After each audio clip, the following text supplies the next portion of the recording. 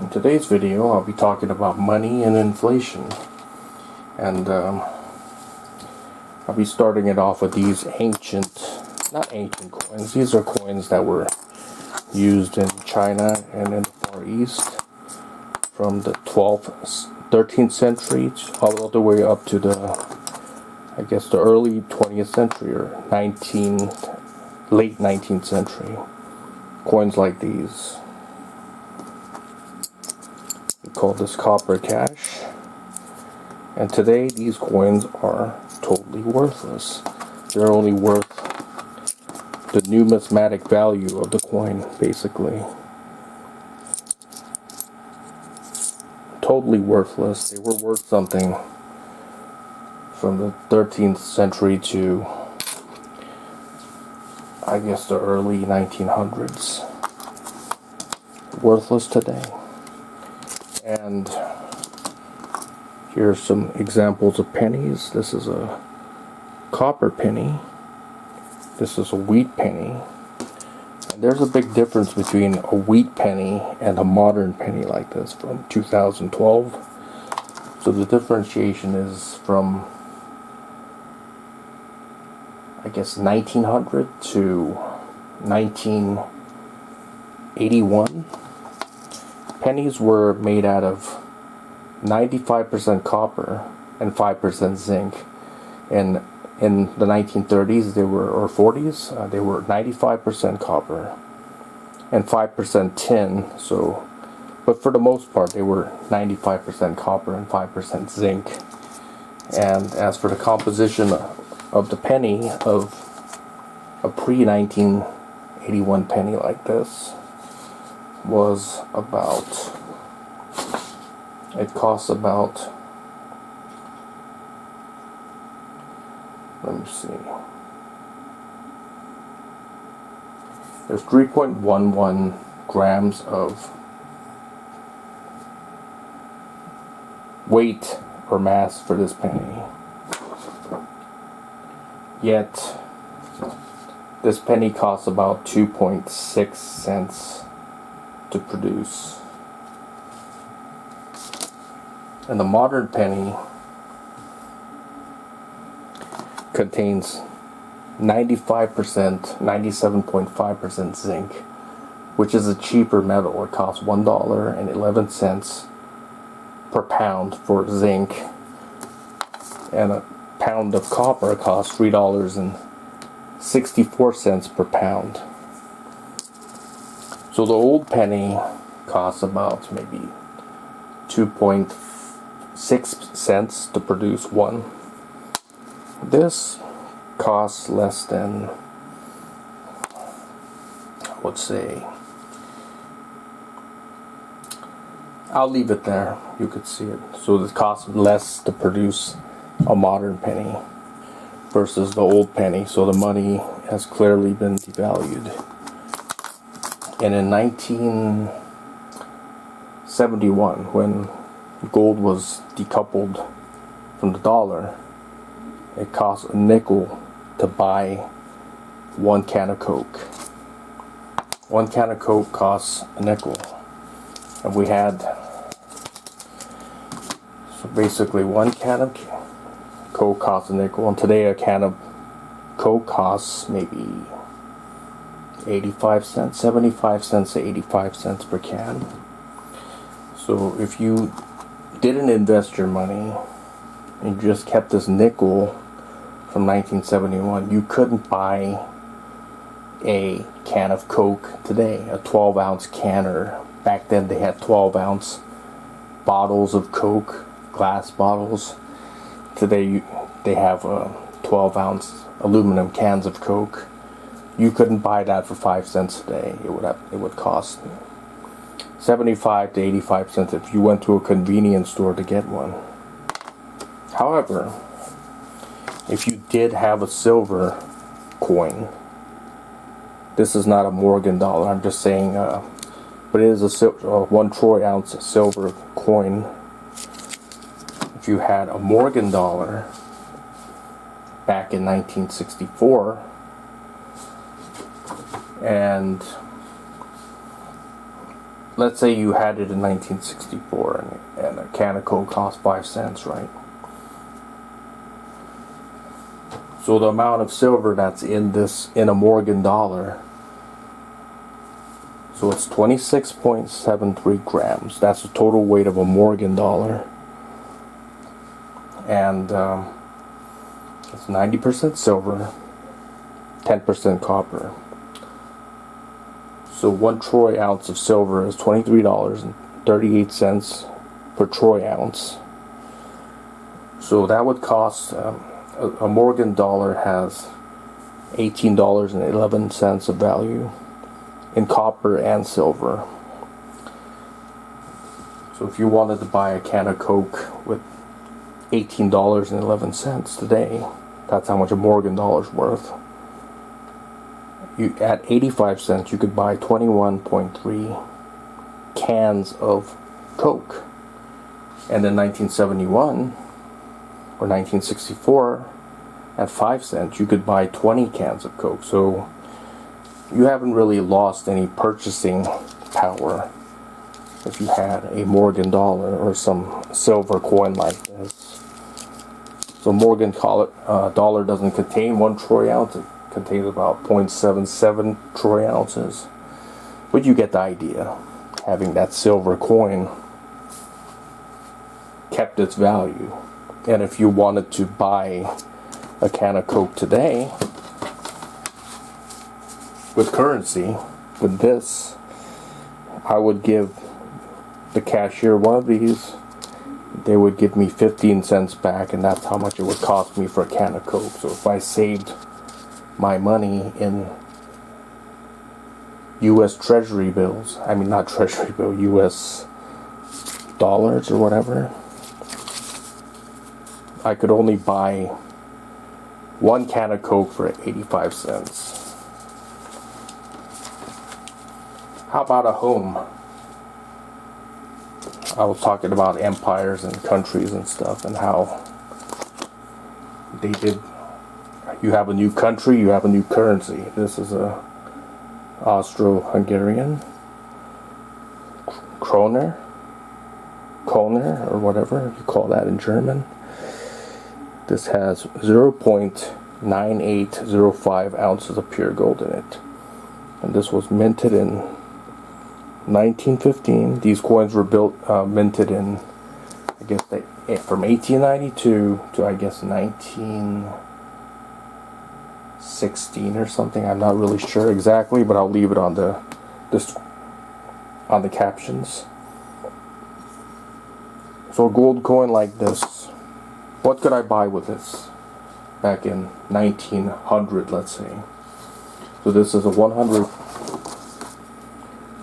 kroner coin, 100 kroner, and if you translated it to US dollars, from Austro-Hungarian kroner to US dollars, it would be $20.16. So that's how much a St. Gaudens one $20 coin was back in 1900. Because back then, St. Gaudens contained about this much gold, and it was about $20.16. They had $20 bills back then, and you could exchange it for a gold coin back then. 1900, I guess, to 1933, it was possible to do that. And what could I buy in 1900? Let's say I wanted to buy a suit in 1900. How much would this cost? Cost $7 to $16 back in 1900. So if I wanted to buy suits, how many suits could I buy in 1900 with this coin, which is worth $20.16? I could buy 1.26 to 2.88 suits back in 1900. If I take the same coin and I try to buy a suit with it today, and the suit today costs anywhere from $350 to $800. So how many suits can I buy today at the current price of gold being at 2019 50? $2,000, 1950. So I could buy about 2.52 suits to 5.77 suits with this gold coin today. And if I wanted to buy that with the dollars, then how much would I need to buy the suits? I would need $350. 350 to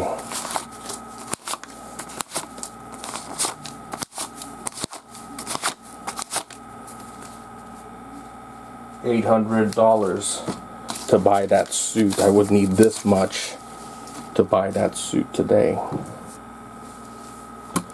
But if I saved it, this was worth 2016 back in 1900. This was roughly 123 years ago. With this one coin, my purchasing value was saved. See, of course, technology improved and everything, so they're able to produce clothes more efficiently today than they were probably 123 years ago. But we have globalization and everything else, so we're able to produce stuff more efficiently and cheaper. So you're able to get more suits today with the same coin. How about a home? Let's look at a home, for example, or gasoline. Let's look at gasoline. In 1971, a gallon of gas was 36 cents per gallon. That was 36 cents for 3.79 liters. So, for a silver dollar, I could buy 2.78 gallons of gasoline, or 10.5 liters of gasoline, with one of these, a silver coin, at 0.77 troy ounces of silver. And today, the average price of a gallon of gas across the USA is $3.66 per gallon. So I would need $3.66 per gallon, which is something I used to be able to buy for 36 cents back in 1971. So the price of gasoline went up 10 times from 1971 to 2023. So I go to the gas station. If I saved it in dollars, I give them one of these, and they give me a change of $1.34 change back for a gallon of gas, for the average price of a gallon of gas. How about for home? Let's say how I wanted to buy a home in 1971. The average price of a home in the U.S. was $25,200 back in 1971. And troy ounce of gold back in 1971 was $40.80. This was when President Nixon decoupled the US dollar from gold, basically. So if you divide 25,200 by $40.80, you will get 617.64 ounces of gold to buy a house in 1971. Now, if you want to buy a house today, the average price of a home in the U.S. is about $416,000. In some states, like where I live, it's $740,000 or $50,000. $750,000. New York City, probably more than that. But the average price across the entire country is about $416,000 to buy a home. So price of gold is how much today? It's $2,019.50 per ounce, right? So $416,000 divided by 2,000, $19.50. I would need 206.14 ounces of gold to buy a house in 2013. So considerably less compared to 1971, which was 617.64 ounces to buy a house in 1971, the average house in the US. So if I save this in cash, how much more will it cost? Well, let's take a look. 416,000 divided by 25,200. So a house from 1971 to 2023 went up 16.5 times. I would need 16.5 times more money to buy that same house. So the purchasing power of your money went down, right? I would need 1, 2,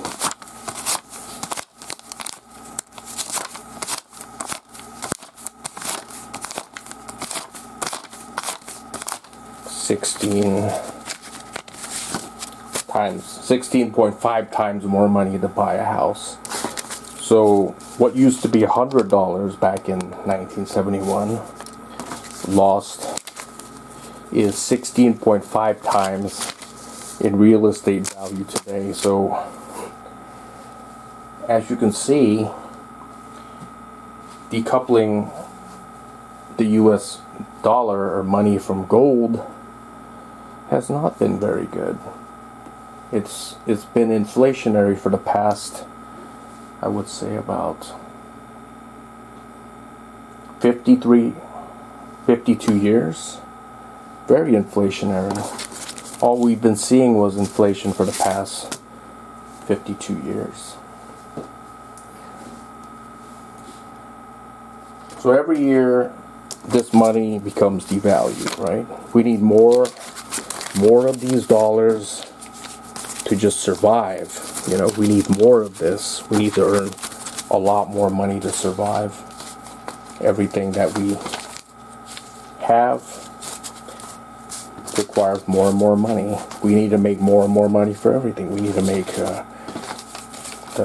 more money for, we have to pay more money for property tax. We have to pay more money for homeowners insurance. We need to pay more money for utilities. We have to pay more money for everything. Child care.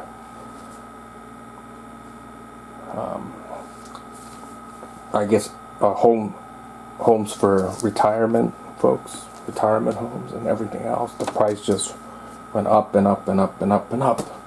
And throughout history, you had empires, you have coins like these. These are Chinese coins. You have Greek coins, you have Roman coins, you have Persian coins, you have coins from the Islamic Caliphate, everything, every country.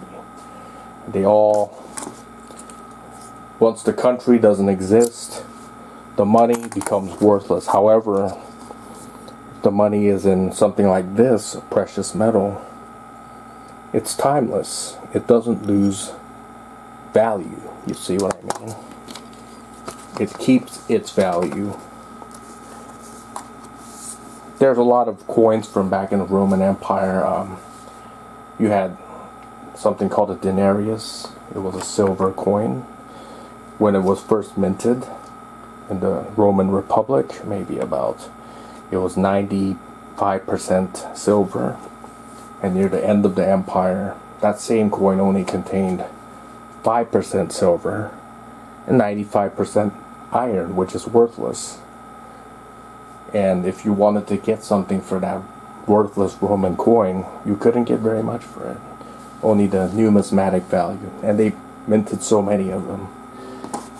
The government just inflated the money, just like the government is doing now. And the cost of living just goes up, and it's just pure inflation. That's all it is. That's what I want to share with you today. If you have any thoughts or questions, you can leave it in the comment section below. Thanks for watching.